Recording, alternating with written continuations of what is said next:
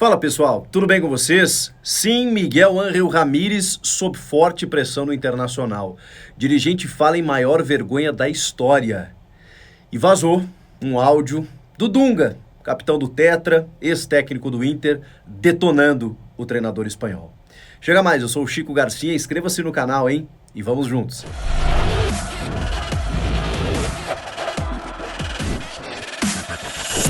E que domingo, hein? As notícias não param. O Inter foi humilhado pelo Fortaleza.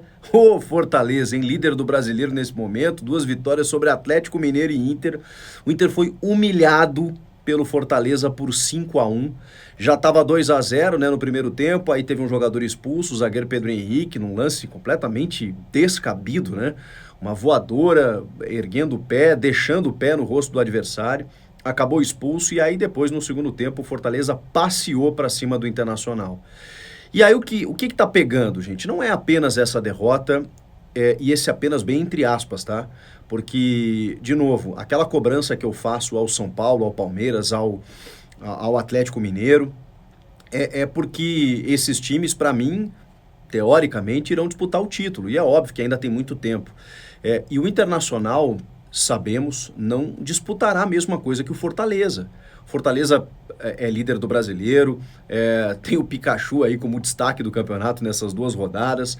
Tá tudo certo, Fortaleza vai fazer campanha, pode incomodar, vai tirar ponto de gente grande, vai fazer o seu trabalho, não é nenhum desrespeito à equipe nordestina que, aliás, os clubes nordestinos têm feito grandes campanhas nos últimos anos. Então, tem que valorizar o que o Fortaleza está fazendo, mas a gente sabe que pela diferença de orçamento, de estrutura, de qualidade mesmo, de elenco, eles não disputarão a mesma coisa.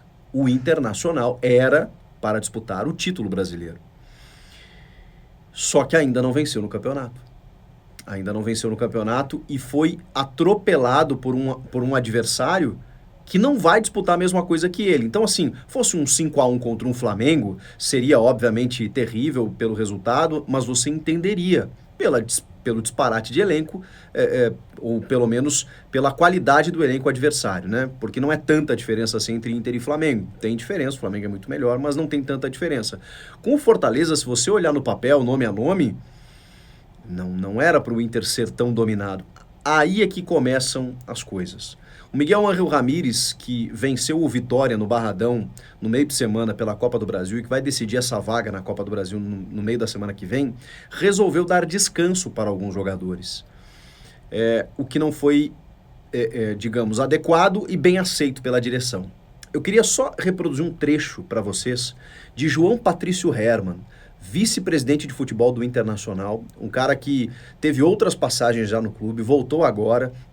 É um dirigente histórico do Inter, um cara muito influente, e a entrevista dele, para mim, vou falar já antes, foi demissionária. É questão de tempo do Miguel Ángel Ramírez ser demitido. Só reparem nesse trecho.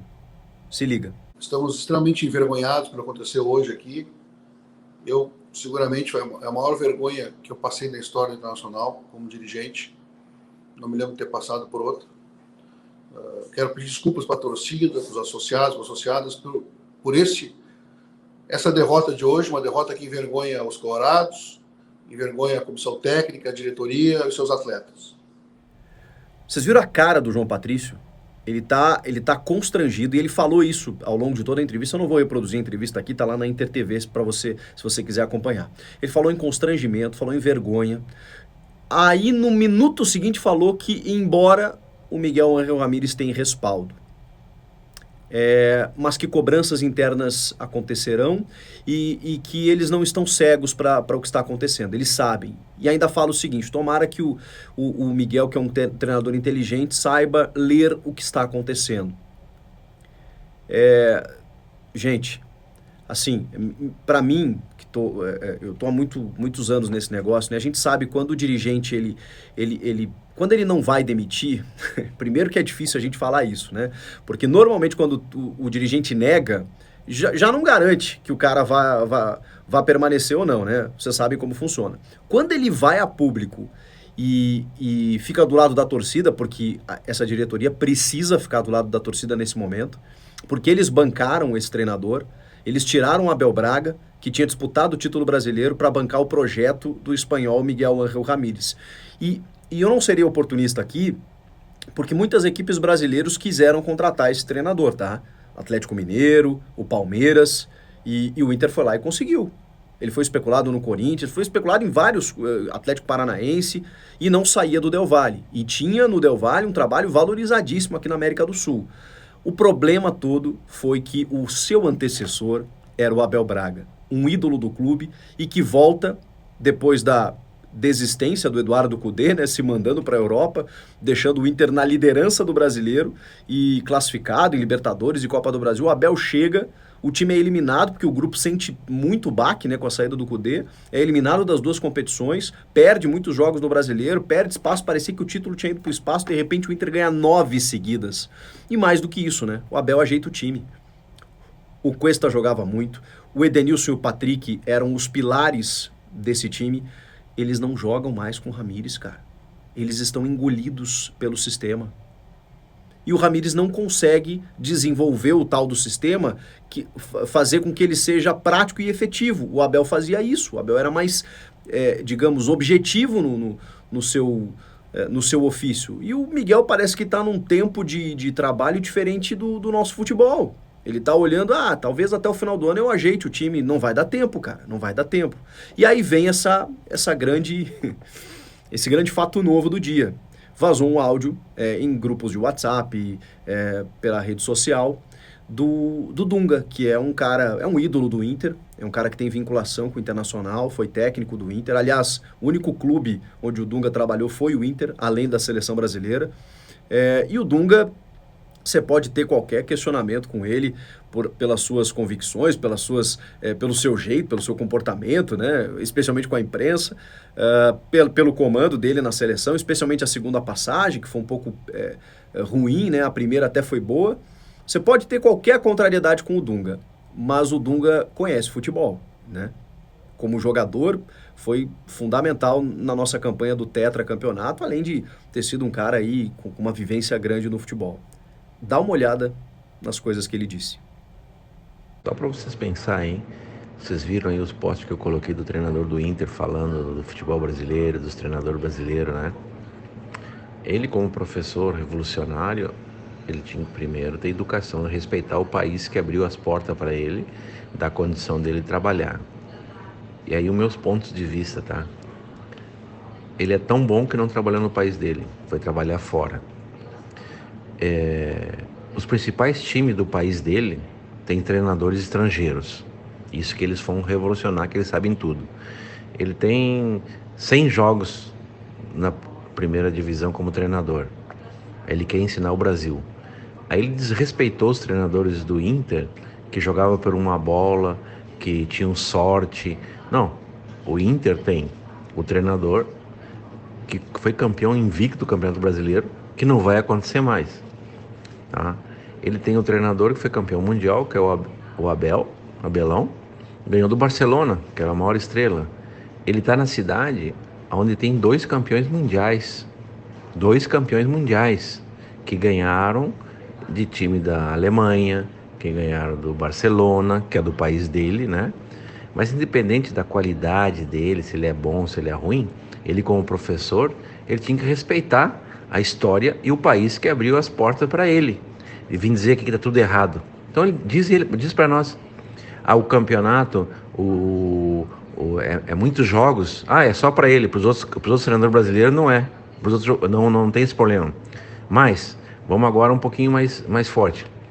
Com o Abel, o Edenilson jogou muito. Com o Abel, o Yuri foi goleador.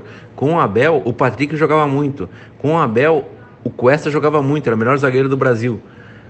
O Yuri era o artilheiro. Agora todos esses jogadores não estão jogando. Não adianta tu falar em Ferrari se tu não sabe dirigir a Ferrari. Cara, eu concordo com tudo que o Dunga falou. Realmente, eu não sei, eu só confesso que eu não sei onde o Ramírez desrespeitou, assim, o nosso país, alguma coisa assim, não sei. Talvez quando ele disse, né, e aí o Dunga como um treinador brasileiro não deve ter gostado, né, quando ele disse que as pessoas iam se divertir, as pessoas iam gostar do que iam ver e tudo mais. Parecia digamos, uma crítica velada, ou nem tão velada assim, ao estilo de jogo que o Abel implementava e outros treinadores implementam no Brasil, né? De uma forma mais reativa, de uma forma mais objetiva, e que ele queria dar espetáculo, né? Que ele queria fazer com que o futebol fosse mais vistoso, sem combinar provavelmente com as características dos jogadores que ele tinha. Mas o que mais nos surpreende é que o Inter tem jogadores que estavam jogando melhor há 2, 3 meses, com outro treinador, disputando o título brasileiro pau a pau com o Flamengo, goleando o São Paulo aqui no Morumbi. E aí? Por que esses caras não estão mais jogando? Por que esses caras não compraram a ideia do Ramires? E a pressão está muito forte. A pressão está muito forte para que o trabalho seja interrompido. Não sei se isso vai acontecer, mas assim, gente, numa boa, tá? Vou dar o meu relato para vocês. Tem a Copa do Brasil, o Inter deve passar pelo Vitória, imagino eu. Tem uma vantagem, inclusive venceu o jogo fora por 1-0, então deve confirmar no Beira-Rio. E tem a Libertadores mês que vem. Mas ele vai precisar mostrar, tanto nesse jogo contra o Vitória, quanto nos próximos jogos do Campeonato Brasileiro, uma evolução. O João Patrício Hermann chegou a dizer numa evolução estancada, que ela parou de acontecer. De novo, acompanhando já esse meio há algum tempinho, essa entrevista do dirigente colorado foi demissionária. Demissionária. A dúvida é que muitos colegas, até conversando com pessoas assim, por que ele cravou então que o trabalho segue, que ele está mantido? Porque isso é hoje, né, gente? Amanhã é perfeitamente mutável, o amanhã é perfeitamente mutável. Ele pode vir a público e dizer, fizemos uma reunião e entendemos que não tinha mais nada a acrescentar. E também, o dirigente, ele não pode demitir o Ramires só para dar uma resposta para a torcida, sem ter um técnico para colocar no lugar. E esse é o desafio. O Inter não pode demitir o Ramires sem ter um novo profissional. E o mercado tá difícil, gente. Tá difícil. O Inter não vai ligar pro Abel Braga, que inclusive estava fechando aí com o time da Suíça, né, o Lugano. Não vai... o Abel não vai aceitar também voltar nesse momento, não aceitaria. Então, o Inter vai ter que se mexer. E para se mexer e começar um trabalho agora, nós já estamos em junho, em meio a competições, admitir que eles erraram, que a diretoria errou. Então, esse próximo passo é difícil de ser dado. Por isso que a demissão não aconteceu hoje. Mas se houver uma alternativa melhor, isso pode acontecer ainda nos próximos dias.